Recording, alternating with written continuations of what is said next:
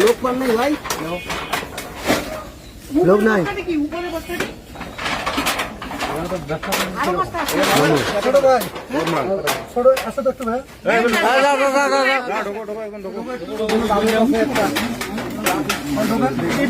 সবগুলো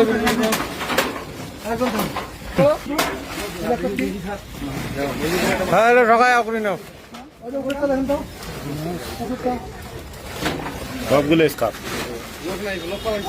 লোক নাই।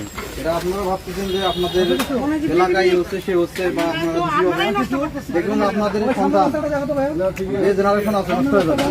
ঠিক আছে, ভালো ছেলেরাও এই দেখা দেখি